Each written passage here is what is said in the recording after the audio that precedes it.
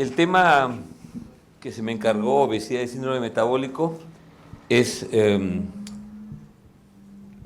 muy amplio. Me pidieron un enfoque biopsicosocial, o sea, no muy...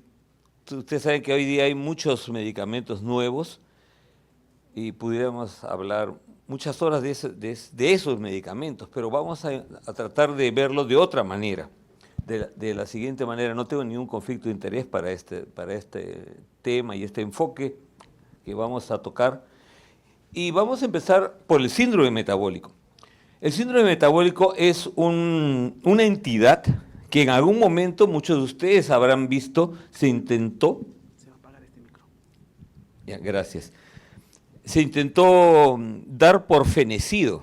Yo recuerdo el año 2005, murió el síndrome metabólico, porque en Estados Unidos, por ejemplo, acá nosotros no tenemos un CIE-10 para síndrome metabólico, en Estados Unidos sí tienen, ellos van creando sus códigos. Entonces, a eso se referían con la muerte del síndrome metabólico, pero el síndrome metabólico realmente, como tal, es conocido desde muy antiguo. Fíjense ustedes, si se hace una historia, empieza llamándose el síndrome X. Los cardiólogos tenían un síndrome X del cardiólogo, pero en medicina interna aparece el síndrome metabólico como la constelación de una serie de entidades que llevaban a mayor patología a las personas.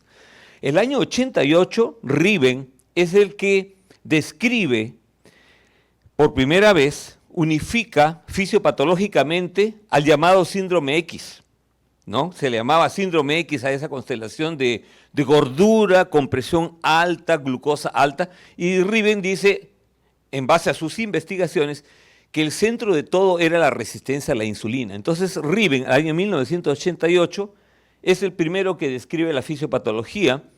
La OMS, por lo tanto, es la primera que empieza a hablar de, diríamos oficialmente, de síndrome metabólico basado en síndrome de resistencia a la insulina. Posteriormente empieza a recibir otros nombres como síndrome plurimetabólico, cuarteto mortal y así, una serie de formas de tratar de llamar la atención, ¿no es cierto? Incluso hasta el día de hoy se siguen agregando, vean, dentro del diagnóstico de síndrome metabólico el aumento del PAI-1, el aumento del fibrinógeno, la ferritina, el microalbuminuro, es decir, todos los factores inflamatorios que se van investigando entran al síndrome metabólico. Entonces, eso lo fue complicando y por eso algunos decían, bueno, ¿y qué tiene de práctico el síndrome metabólico? Y por eso vean ustedes, este es el resumen de todas las, cómo ha ido evolucionando los criterios diagnósticos del síndrome metabólico. Como ustedes ven, empezó con la OMS que rescata resistencia a la insulina, pero creo que lo más importante es que, sobre todo, los norteamericanos, como siempre, pues, son los que lideran la investigación. El ATP3, se habló hace un ratito de dislipidemia, y el ATP3 es un momento clave donde aparece el LDL como factor de riesgo, y al síndrome metabólico no le adicionan, sino que lo ponen como lo más importante, la medición de la cintura. Hoy en día, medir lipoproteína A, si bien ha bajado de precio, o la PCR de alta sensibilidad también ha bajado, pero ni aún así no sigue siendo tan barata. Algo tan simple como medir la cintura es el equivalente clínico. Ellos lo empezaron a proponer con la cintura abdominal que ustedes ven en gente norteamericana, 112 en varones y 88 en mujeres. ¿Ok? Glucosa, lípidos, pero ojo, lípidos, triglicéridos y HDL. No se está hablando ahí de colesterol.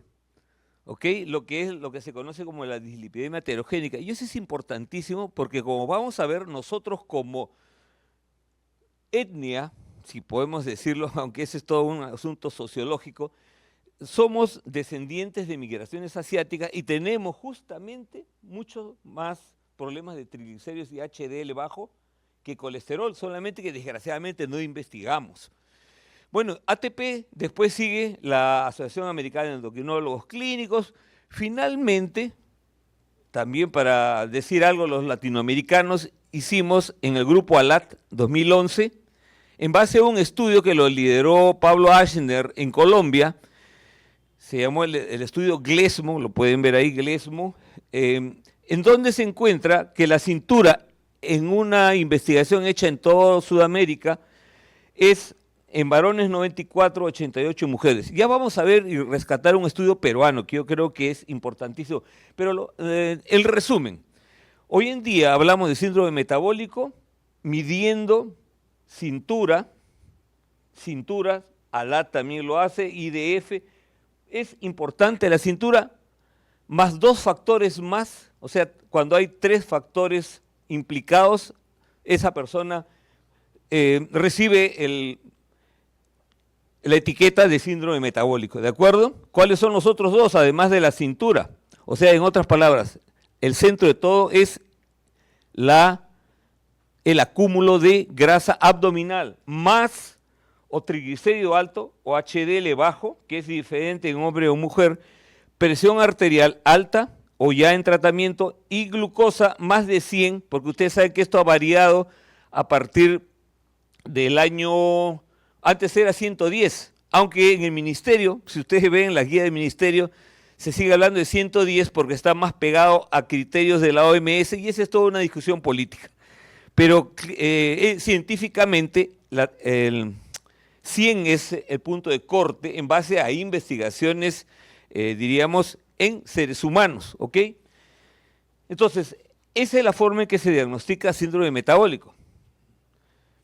En el Perú, este es el estudio más importante, creo yo, de síndrome metabólico en adultos. ¿Por qué? Porque congrega data nacional y lo hizo nuestro fenecido amigo Jaime Pajuelo. El año pasado falleció Jaime. Él publica el año 2007 con la data del Senan a nivel nacional, y vean ustedes, casi no ha variado en los pocos estudios que hay regionales que he encontrado en Chiclayo, he encontrado en Trujillo, y vamos a hablar dentro de un rato del más importante, que fue en Arequipa. Vean, tenemos fundamentalmente costa, Lima metropolitana, 1/5 parte de la población adulta es poseedora de síndrome metabólico, y esa es una realidad. Y es un gran problema, toda la constelación digamos, de características que van a enfocar a la persona en patología, como se ha estado hablando, cardiovascular. Acá están los otros estudios que les comentaba. En Lambayeque, por ejemplo, 28%. El estudio del 2009 es de Cárdenas, en total 25% distribuido, y ese es importantísimo. Síndrome metabólico siempre es más en mujeres. No olvidemos que la mujer, por naturaleza, yo siempre les hago recordar eso, los varones somos abdomen, ¿no es cierto? Por eso que hay más viudas que viudos, morimos tempranamente, acumulamos en abdomen, vivimos inflamados, y si no tenemos, como hace un rato ha estado hablando Manuel del tema, si no nos relajamos, no nos desestresamos, morimos, pues, ¿no es cierto? Pero la mujer engorda 3 veces en su vida. Cuando deja de ser niña, acumula grasa busticadera, primer engorde, segundo engorde cuando se embaraza, y el tercer engorde es la menopausia. Y en la menopausia nos equiparan. Y por eso la mujer siempre tiene, en todas las estadísticas, mayor prevalencia de acúmulo de grasa, y en el caso del síndrome metabólico lo ven ustedes claramente. Y entonces lo que quiero llamar la atención es esto.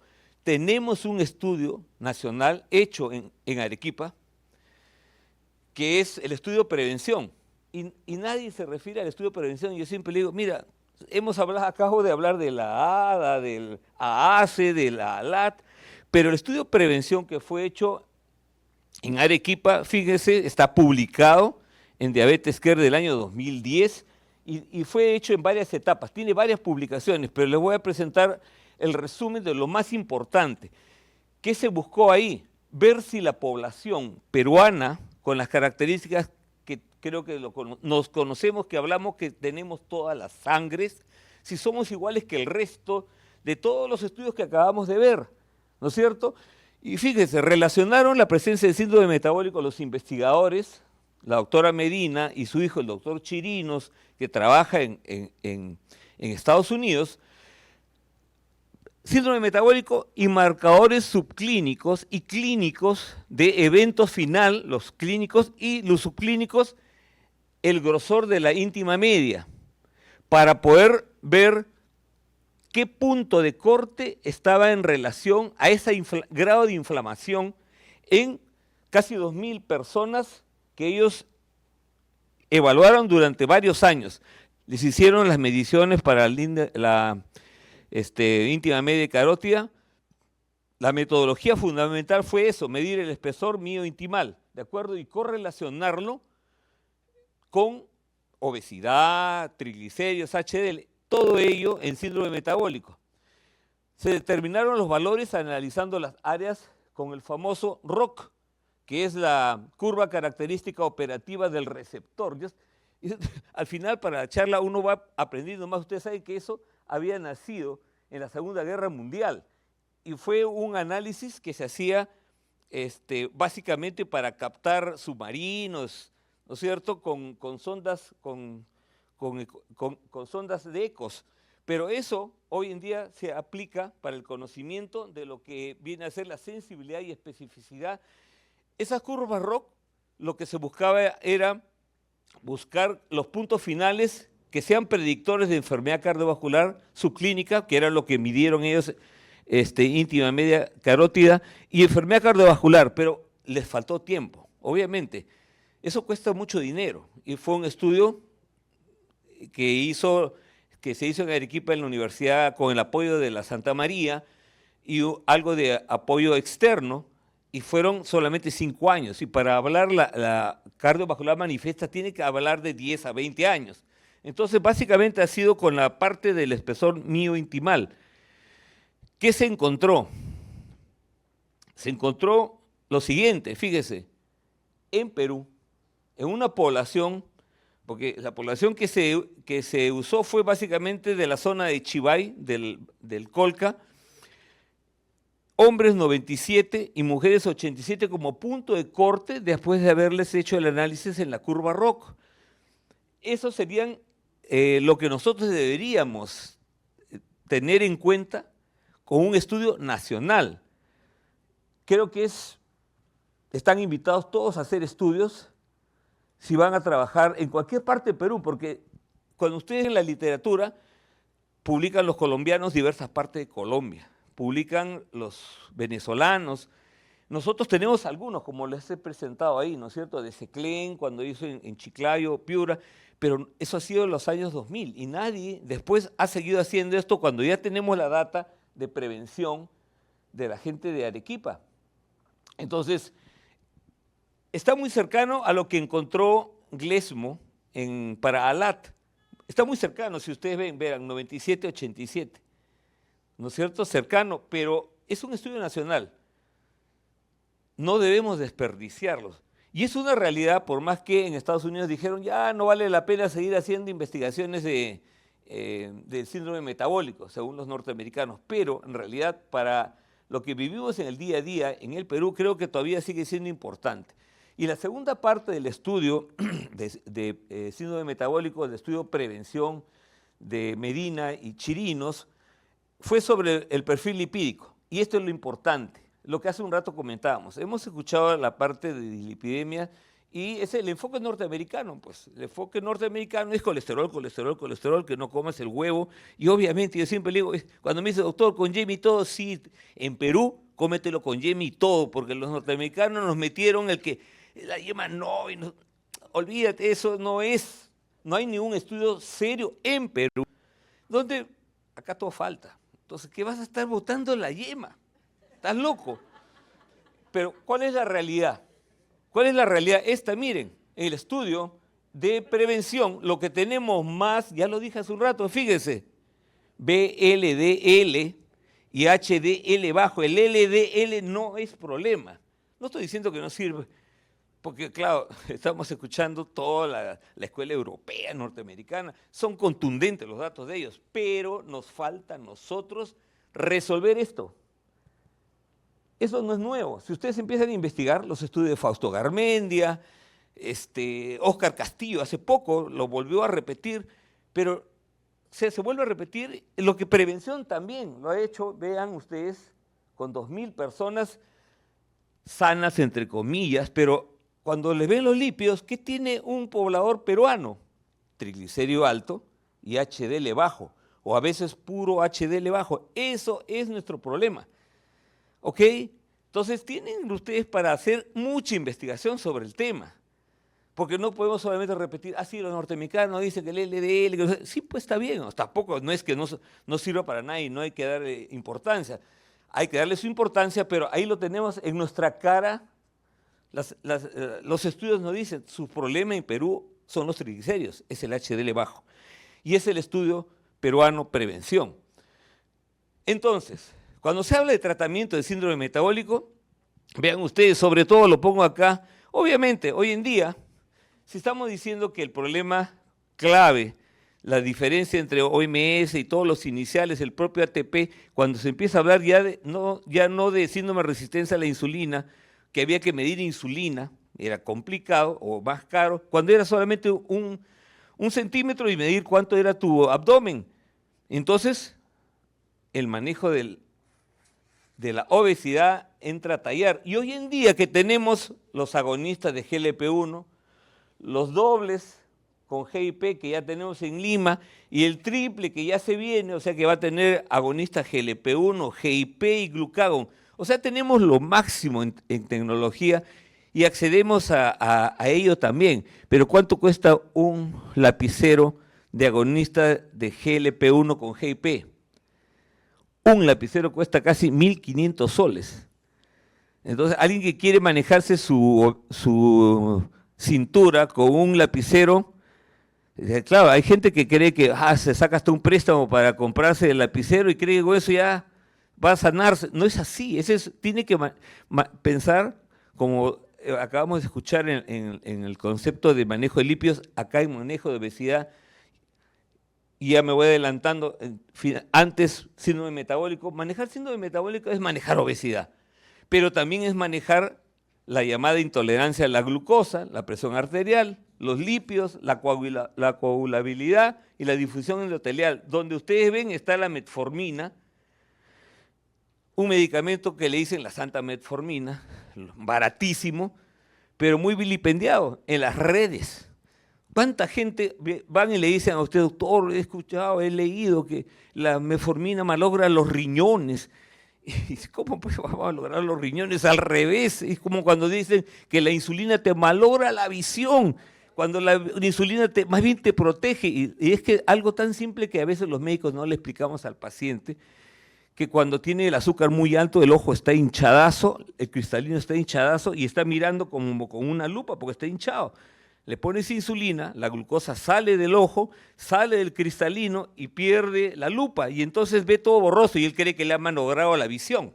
Esa es la forma que interpreta nuestra gente y nosotros no le explicamos eso que es tan simple. Igual la metformina. Entonces, el tratamiento de síndrome metabólico, vean, tiene una serie grande que podemos hablar de medicamentos, pero parte de lo más simple, la educación,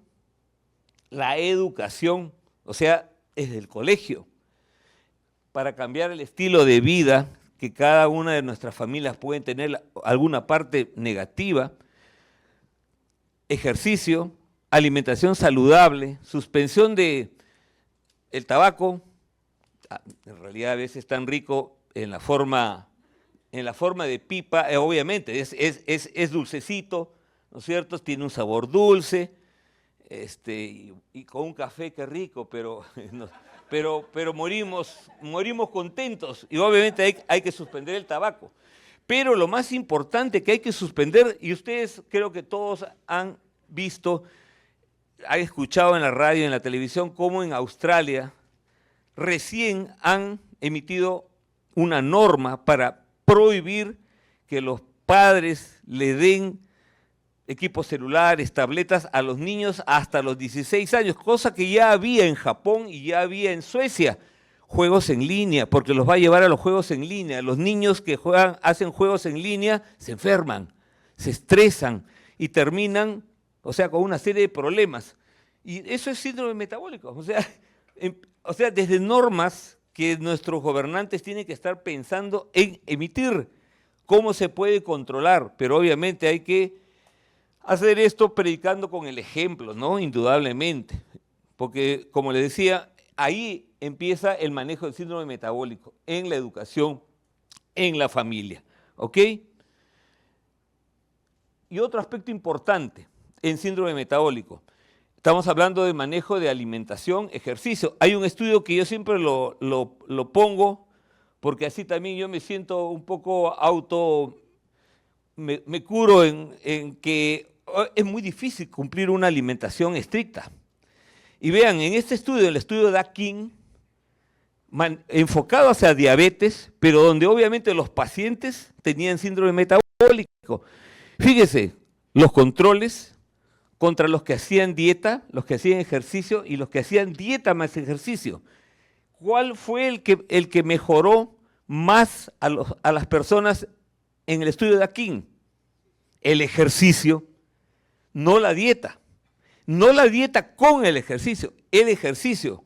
Por eso que lo más importante que tiene que hacerse preventivamente es que desde chiquitos el niño tiene que hacer lo que le guste, pero que sea movimiento. No puede por eso sentarse con un celular a ver cosas. No, tiene que rescatarse lo que era antes. Obviamente con los problemas que tenemos ahora, ¿no? Yo en mi época, por ejemplo, acá en Lima, salía a la calle y jugábamos en la calle, ¿no es cierto? No habían carros. Poníamos 2 ladrillos y estábamos jugando ahí un partido de fulbito, por decir. O uno se iba al parque y estaba ahí en el parque, subiendo los árboles, bajando. Eso ahora ya no se puede hacer, indudablemente, ya no. Tienes que ponerle una academia a tus hijos para que vayan, tienes que gastar tu plata. Pero lo importante es el ejercicio. Ahí lo muestra el estudio de Akin, ¿ok? Y si nos vamos directamente ya al otro aspecto, que es la obesidad es muy antigua.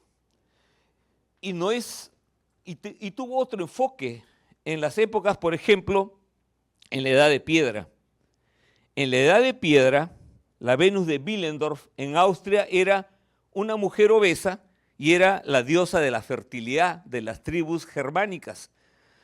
En esas épocas, esas tribus eran llamadas los bárbaros, porque eran los que querían asaltar en su momento el Imperio Romano, ¿no es cierto? Entonces vean cómo, ahí está la genética, mujer alemana, austriaca, mujerón, grande, ahí está graficada en esta estatuilla que era la diosa de la fertilidad. O sea, en otras palabras, la obesidad es genética. El enfoque obviamente es social, pero siglos después, en Roma está la Venus de Milo, Afrodita. Obviamente ya con el estilo, obviamente, ya estaba más estilizada, ¿no? Nadie sabe por qué estaba sin brazos, pero bueno, hay una serie de teorías de por qué. Pero vean, entonces, esto es muy antiguo. Hoy en día estamos evolucionando así.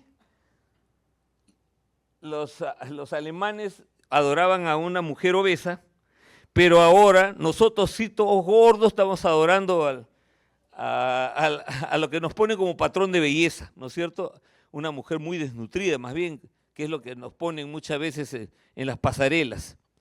Y finalmente, lo que ha ocurrido en el tiempo con la humanidad, están cansados de verlo. En The Economist, en esta revista, apareció esta gráfica. Hemos evolucionado en pocos siglos, ¿no es cierto?, desde la época del Pithecanthropus y finalmente hasta después de haber sido cazadores, recolectores, hasta estar sentados en la computadora. Es decir, la propia evolución del ser humano nos va llevando a la obesidad. Y ahí traigo un aspecto que quiero hacer hincapié, que es el aspecto sociológico. Creo que todos saben que los indios Pima son la etnia, la población más diabética de todo el mundo. A los 40 años, la mitad de la población Pima es diabética. Y vean a este hombre Pima, de los pocos sobrevivientes después de la masacre que hubo en América del Norte para que los Trump digan que ahora que hay mucho migrante, cuando ellos migraron y mataron a estos habitantes de América del Norte, si ustedes le quitan su gorro, que es propio de las sociedades PIMA, y le ponen un chullo, es un habitante de los Andes. En otras palabras, fenotípicamente se nos parecen. La piel, toda la estructura facial. ¿Por qué? Porque son migrantes del Asia. Entonces, para quienes han leído este libro, El Imperio Inca, de Izumi Shimada, que es un investigador japonés, pero que trabaja en Estados Unidos y que se ha metido a estudiar el imperio incaico, vean, él ha llegado a la parte ya genética. ¿Y qué encontró? No he podido, desgraciadamente, tomar mejor foto, pero fíjese, Perú, y fíjese los componentes que tenemos comparativamente a América del Norte y a los otros países de América del Sur. ¿Qué significa y qué ha encontrado Shimada? Y hace hincapié de eso, que en el Perú, la gente inca, pre-inca, tenemos 4 componentes genéticos de los 5 que entraron por el estrecho de Bering. O sea, estos son 5 ya estudiados, ahí los tienen ustedes, están. Y lo tiene, vean, por zonas, y los peruanos tenemos 4 componentes. O sea, genéticamente venimos de esas migraciones, y esas migraciones son los que tienen el gen ahorrador.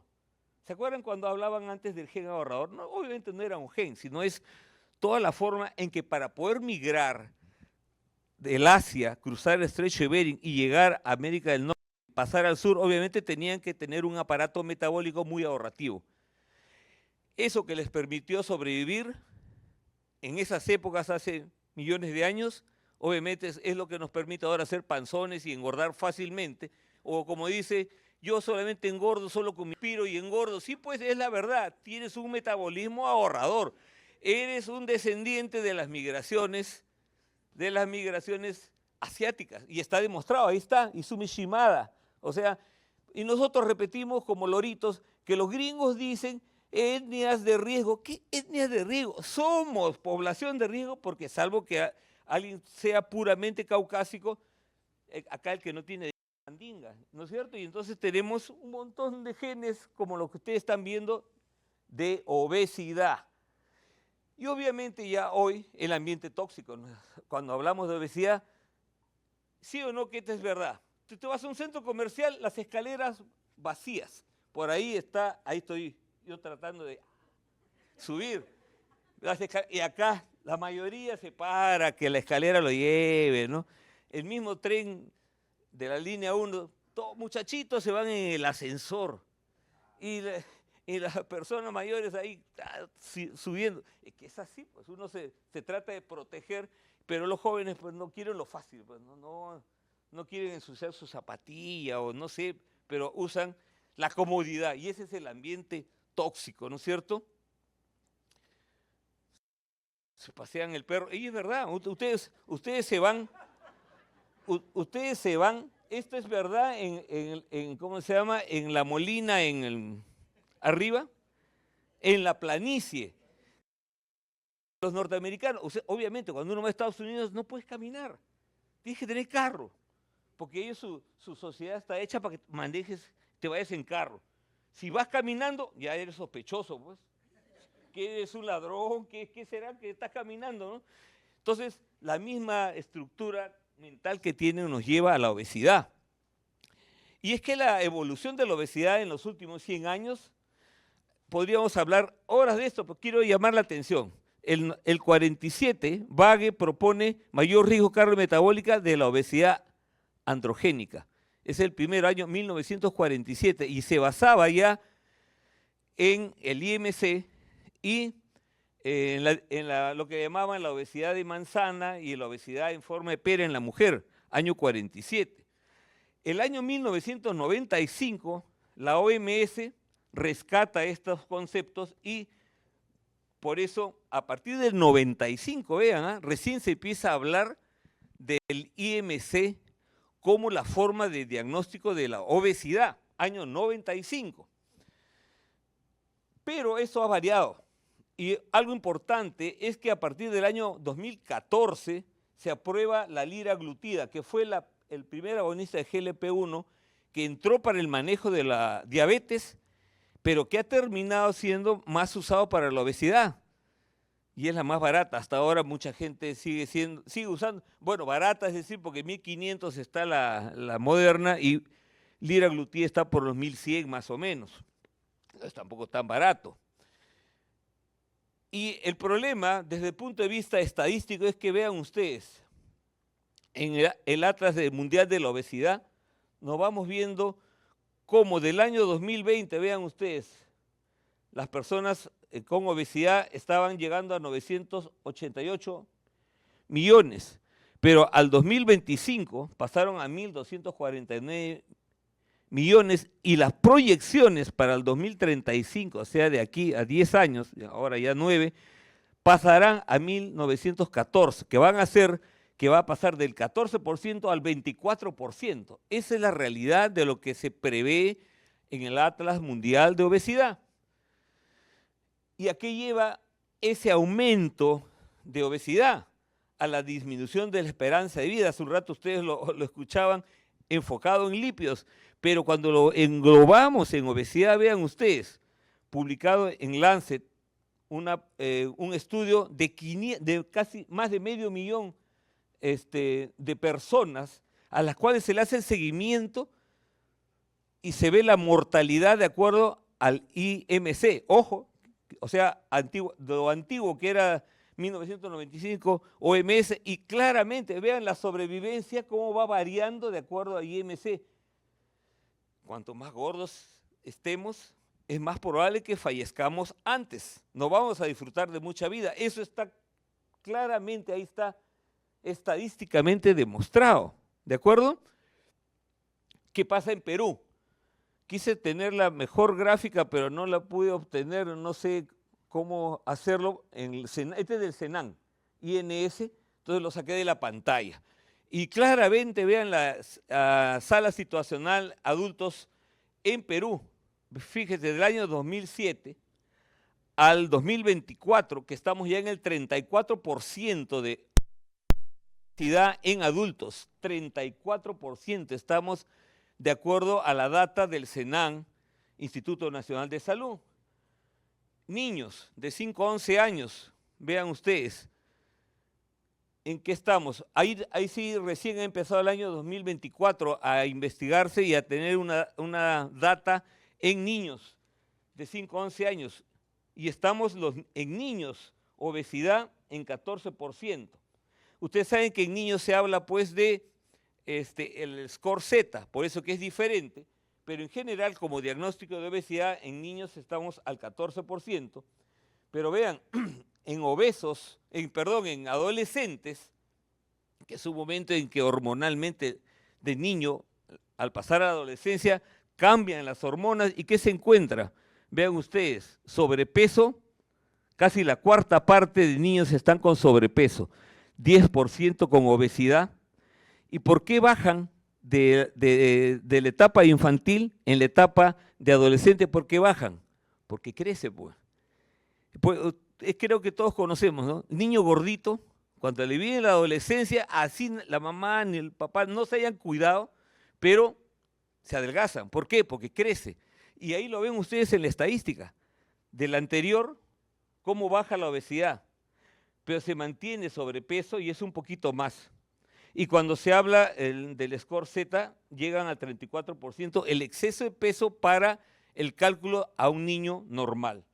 Entonces, nuestra sociedad, que es esta data nacional del INS, también estamos ahorita en problemas y estaremos mucho más a futuro. Vean ustedes, de 12 a 17 también. Y no voy a entrar a detalles del IMC porque todos lo conocen, IMC más de 30, es el diagnóstico clásico de obesidad, pero vean la serie de limitaciones que tiene el usar el índice de masa corporal. Porque uno puede tener un IMC y de repente realmente no ser obeso, porque no se considera la distribución de grasa, nada sobre la función orgánica, menos diferencias étnicas, como hemos visto en estudio de prevención, y no se diferencia masa muscular, masa grasa. Obviamente le haces un IMC a Arnold Schwarzenegger y sale obeso, pero es puro músculo, ¿no es cierto? Entonces, por eso es que IMC siempre se pensó, no, tenemos que buscar otra forma. Y entonces, esto es lo que es nuevo, digamos así, porque también en Estados Unidos se propone lo que se llama el ABCD, traducido al español, enfermedad crónica basada en adiposidad. Ese es el término de esta nueva forma de tipificar, diríamos así, a lo que llamamos obesidad. El paradigma clásico del índice de masa corporal enfatizaba perder peso, porque tenías que bajar el IMC, pero eso no resuelve el problema y favorece el rebote. El paradigma, al crear esta ABCD, el énfasis es en prevenir o tratar las complicaciones de la adiposidad. Por eso le llama enfermedad crónica basada en la adiposidad. Y ahí entra a tallar el hígado graso, porque lo que pasa es que hablamos de la grasa que tenemos subcutánea, ¿no es cierto? Las diferentes formas de distribución de grasa que tenemos fenotípicamente, pero el grupo de obesos que tiene lo que se llama el depósito ectópico de la grasa, es decir, hígado graso, que es el más conocido. Hoy en día, ¿quién no escucha hablar? El famoso NASH. Ahora le han cambiado el nombre, el MAFL, pero lo concreto es que ahí hay depósito ectópico de grasa. Eso lo lleva a cirrosis y a cáncer, ¿no es cierto? Eso es una realidad en nuestra gente. México tiene una estadística muy importante de lo que llamamos hígado graso y nosotros atrás solo que no lo estamos llevando adelante. ¿Cuál es esa estadística? Porque al final, ya dijimos hace un rato, aztecas, mayas, incas, tenemos más o menos el mismo fenotipo y ya vimos cómo compartimos genes de la migración asiática. ¿Ok? Entonces, ese es el nuevo paradigma del ABCD. Su relación saludable con los alimentos y el estilo de vida saludable a largo plazo. Esa es la forma en la cual se trata hoy en día de ya no hablar del IMC como el fundamento básico. Y obviamente es que el engordar, el tipificar una obesidad es multifactorial, ¿no es cierto? Desde la parte genética, que ya lo acabamos de ver, y el gen ahorrador, las partes ambientales, el ambiente tóxico, pero después viene toda la parte conductual. Obviamente, ¿no? ¿A qué gordito? ¿A quién le gusta que le digan, pues, ¡oye, gordo! ¡Panzón! Obviamente, nadie nos gusta que nos digan eso, ¿no es cierto? Y eso es algo, el famoso bullying. Pero es una realidad y la conducta nos va cambiando. Y finalmente, desde el punto de vista fisiológico, van cambiando y se va volviendo fisiopatológicamente un problema. Esta publicación de Lancet, de Rubino, de los fines del año pasado, o sea, de hace pocos meses, trata de englobar el ABCD con lo que hoy en día le llaman el nuevo diagnóstico de la obesidad. Este era el antiguo diagnóstico. Ustedes saben que antes nosotros decíamos el obeso sano. O sea, ese ha sido un típico diagnóstico. Venía el gordito con sus exámenes y estaba cañón, ¿no es cierto?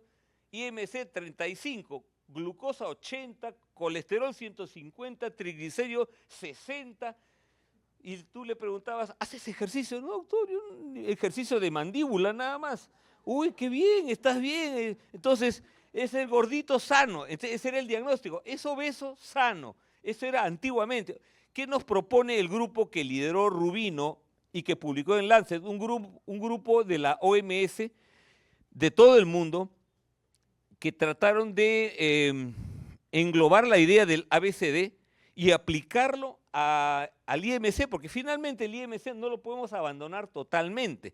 Y vean ustedes en esta tabla, claramente ustedes ven una persona con sobrepeso, 28,8 por ejemplo, pero que no tiene exceso de grasa, que sería alguien musculoso, masa muscular normal. Y para eso que hoy en día lo que las nutricionistas fundamentalmente usaban, el impedanciómetro, es importante, solo que hasta ahora no tiene una, diríamos, no hay criterios internacionales, pero sí es importante su uso. Entonces, antes a este le llamábamos sobrepeso, pero con los criterios actuales del ABCD sería no obeso. Y aparece una nueva forma de hablar en obesidad, que es la obesidad preclínica. ¿Ok? O sea, cuando hablamos de obesidad preclínica, vean ustedes, acá es más claro, 39 de índice de masa corporal, 39, o sea, es llegando ya a 40, que es mórbido, pero tiene exceso de grasa, pero su masa muscular todavía es normal, no está sarcopénico, no tiene ninguna alteración, o sea, no es cardiópata, nada, ¿no es cierto? Ese inmediatamente con 39 era diagnosticado de obeso. Pero hoy en día, con el ABCD aplicado tal cual ya lo proponen en Lancet, así gráficamente, si no tiene ningún problema clínico, podemos seguirlo llamando una obesidad preclínica. O sea, no hablamos solamente de obesidad, a todos obesos, no, hablamos de obesidades preclínicas, dependiendo de si ya tiene hígado graso, ya no sería obesidad preclínica, tiene ya un depósito ectópico. Si tiene algún problema coronario, ya no es una obesidad preclínica. ¿Se dan cuenta? Entonces, la clasificación, que era clásica con el IMC, hoy en día con el IMC hay que responderse otras preguntas. Si está bien la masa muscular, si tiene alguna otra complicación, y si no la tiene, todavía es una obesidad pero preclínica. Y si ya lo es clínicamente, una obesidad sí tiene que ser manejado, diríamos, a full. ¿Ok? Son las herramientas para el diagnóstico. Les decía que lo más simple, su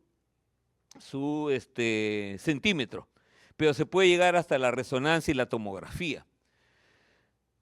El problema es que no es una obesidad, no es la obesidad, son diferentes obesidades.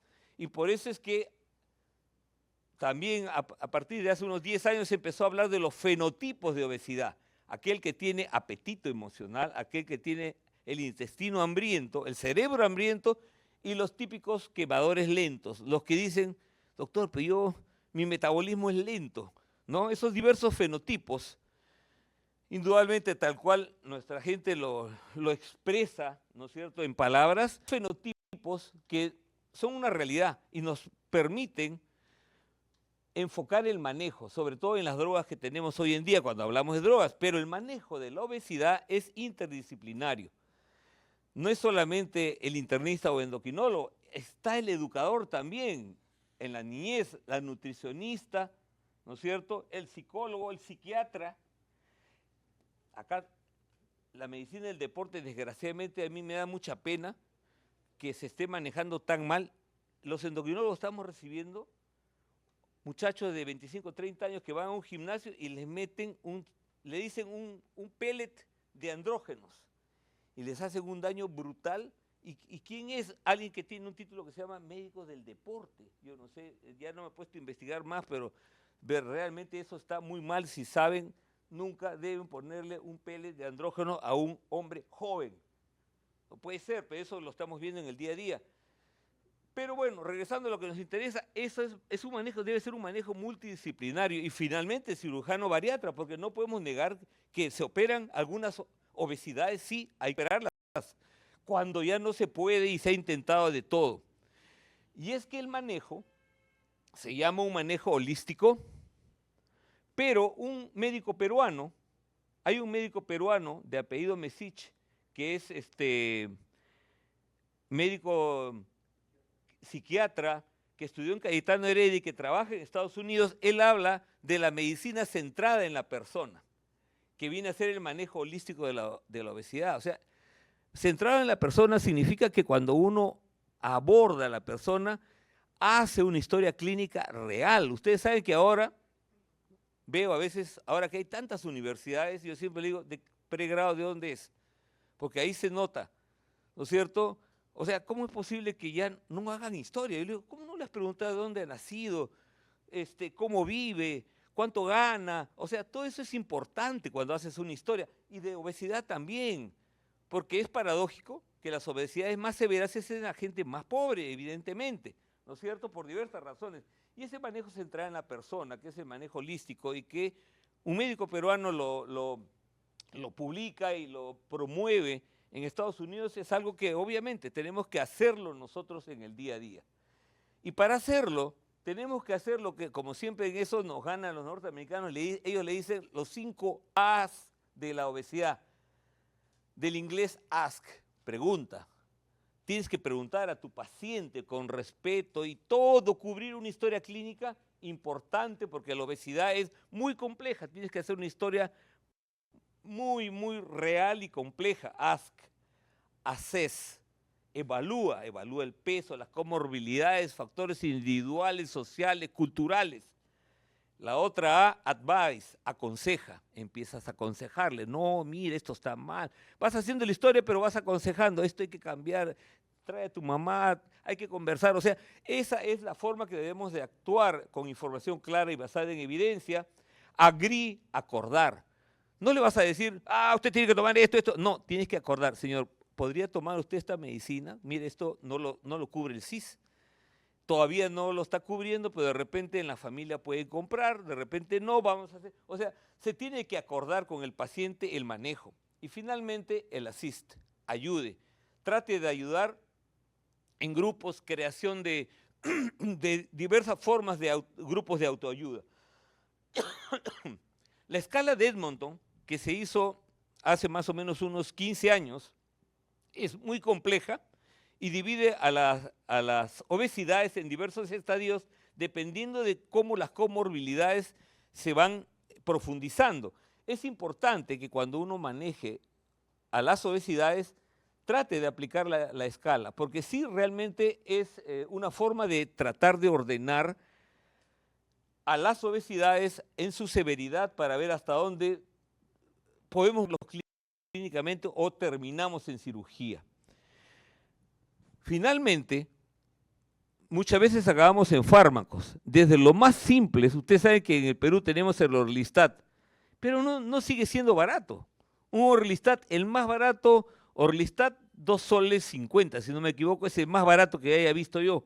Ya no es el Cenical, el Cenical costaba 4 o 5 soles. Ahora hay copias, pero son 2 soles. Y para la gente, si tú quieres usar Orlistat, tienes que tomar desayuno, almuerzo y cena. Son 3 por 2, 6. O sea, gastas 6 soles si manejas con Orlistat y solamente bajas 5%. O sea, el manejo con Orlistat solo es 5% de peso. Y después tenemos la liraglutida, la semaglutide, que ya tenemos. El naltrexone bupropion, realmente no le tengo mucha fe, la verdad, de lo poco que he usado, porque es caro, vuelvo a repetir, entonces poca gente lo ha podido comprar. La fentermina sola y la fentermina topiramato, que sería hoy en día lo más barato. Usted quiere, si no tiene ningún factor de riesgo para complicarse, fentermina, solo o con topiramato. Y finalmente el más poderoso, que ya tenemos también en Perú, que es la tirzepatide, el Mounjaro. Pero ¿cuánto cuesta? Ya les dije. Un poquito más de 1.500 soles mensuales, ¿no? Y para toda la vida, porque la obesidad es crónica.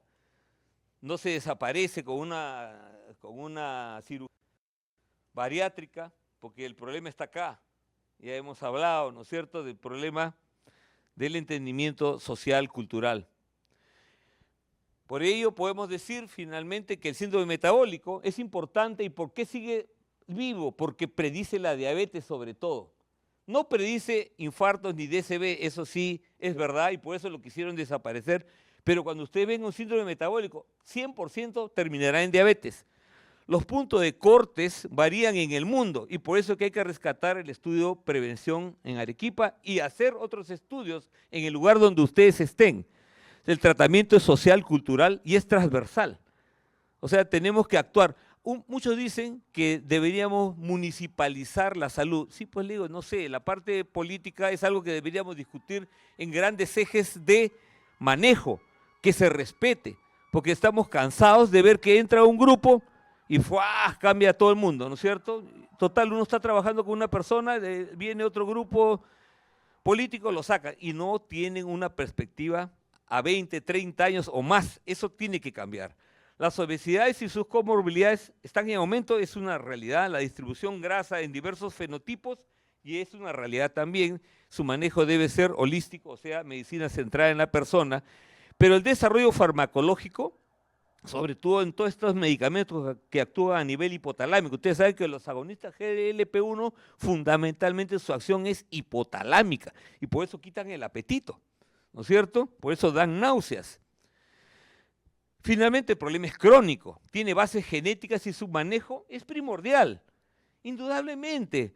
Lo dijo ya el doctor Calipuy, una mamá que no planifica su embarazo, está obesa, va a tener un niño, dos posibilidades, o el niño también es obeso o es bajo peso al nacer, pero ambas formas van a terminar con enfermedad cardiovascular temprana, el niño, o sea, la mamá misma puede prevenir, pero ustedes saben que acá en el Perú la cantidad de embarazos adolescentes es pues brutal, ¿no es cierto? O sea, es una locura, pero puede serse una prevención primordial. El embarazo por eso debe ser planificado y con peso normal y con una alimentación sana. El recién nacido debe recibir lactancia materna exclusiva, porque de esa manera no habrá obesidad pues fácilmente. La niñez debe recibir plena actividad física y control en acceso a la tecnología, como están haciendo otras sociedades hoy en día, desarrollarse en la danza y en otras cosas. Y por ello termino pidiéndoles que lean el poema Los 9 monstruos, publicado en Los Poemas Humanos, edición 49, reimpreso el 2013. En Los 9 monstruos es sorprendente cuando uno lee que lo que escribe César Vallejo sigue siendo real, sigue siendo real. Su reclamo, tal cual lo hacía en su época César Vallejo, sigue siendo una realidad. Y él por eso la última frase con que acaba Los 9 monstruos es: hay, hermanos, muchísimo que hacer. Y seguimos nosotros diciéndolo, pero no hemos avanzado nada, porque uno lee Los 9 monstruos y dice, ¿quién lo ha escrito? ¿Un político? O sea, porque ahí él reclama sobre la salud en el Perú y en el mundo. Y es lo que vivimos en el día a día hasta ahora. Y él eso lo escribió en 1930, antes de morir, imagínense. Por eso es importantísimo que lo leamos todos los médicos, Los 9 monstruos. Creo que ahora lo googleas y lo encuentras, ya no necesitas comprar si no quieres comprar Los Poemas Humanos, que a veces uno no lo encuentra fácilmente. Muchas gracias por la atención.